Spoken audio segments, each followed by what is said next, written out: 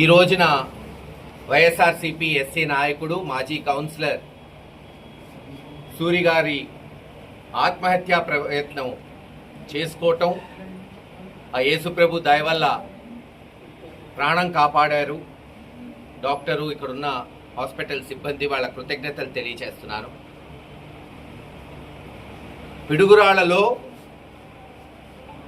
ఒకప్పుడు గతంలో తెలుగుదేశం ఉంటే రౌడీయిజం, గుండాయిజం తెలుగుదేశం కార్యకర్తలు చేసేవాళ్ళు. ఇప్పుడు రౌడీయిజం, గుండాయిజం వాళ్ళ కార్యకర్తలు కాదు, పోలీసులు కూడా సిఐఏ చేస్తున్నాడు ఇక్కడ గుండాయిజం. ఆయన ఏదో పెద్ద ఇక్కడ పర్మనెంట్ లాగా ఎళవేళలా ఇదే ప్రభుత్వం ఉంటుంది, తాను ఏమనుకుంటే అది చేస్తాను. సరే, ఎల్లకాలం టైం ఒకటే ఉండదు. మరో 2-3 సంవత్సరాల్లో జగన్మోహన్ రెడ్డి గారు వస్తారు. ఇటువంటి అధికారులకు ఏమవుతుందో ఆ రోజున చెప్తాం. ఉద్యోగాలు తీసేసి అదే పోలీస్ స్టేషన్ బొక్కలో వేసేటట్టు చేస్తాం. చూస్తారు కదా రేపు. అన్యాయంగా పాపం యువకుడిని చిత్రహింసలు పెట్టి 2 సంవత్సరాల క్రితం అధికారం వచ్చిన వెంటనే, తెలుగుదేశం ప్రభుత్వం వచ్చిన వెంటనే 35 లక్షలు వసూలు చేశాడు ఈ సిఐ. ఇప్పుడు ఇంకా కావాలంట, ఇంకా కేసులు పెడతాను, గంజాయి కేసులు, ఇతర కేసులు పెడతాను. ఏం మీ జాగీరా? మీరు గొప్ప కేసులు పెడితే మేము పెట్టలేమా? అందుకే ఎస్పీ గారికి కంప్లైంట్ తీసుకెళ్తున్నా. ఖచ్చితంగా హైకోర్టులో కూడా కేసేస్తాం. ఇంక నుంచి ఎవరిని అక్రమంగా నిర్బంధించినా, ఎవరిని కొట్టినా ప్రైవేట్ కంప్లైంట్స్ పెడుతూనే ఉంటాం. ఈరోజు కాకపోతే రేపు పాపం పండిద్ది కదా. ఒకరోజు పండగ ఉండిద్దా?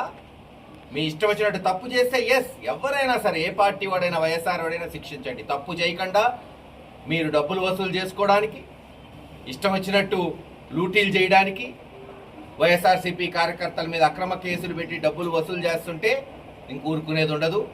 ఖచ్చితంగా చట్టపరంగా కంప్లైంట్స్ ఇచ్చుకుంటూ పోతాం. ఈరోజు కాకపోతే రేపు జవాబుదారు అవుతారు.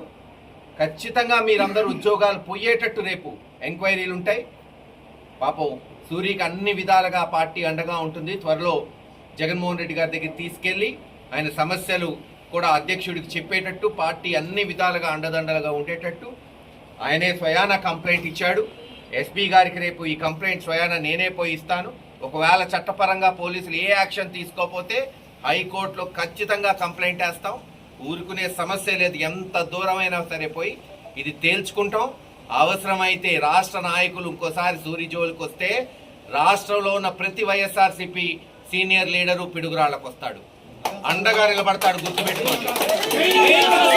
ఈరోజు ఏదో కంప్లైంట్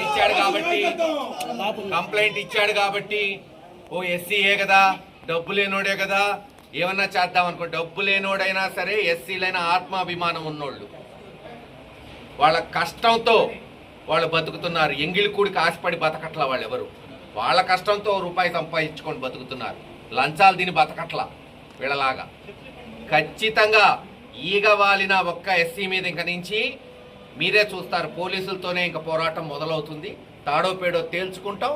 ఏం పర్లేదు, ఎన్ని కేసులు పెడతారో మీరు పెట్టండి, అంతకు 3 పెడతాం రేపు. ఈసారి పోలీసులు దొంగ కేసులు పెట్టిన పోలీసుల మీద కూడా కేసులు ఉంటాయని తెలియజేస్తారు.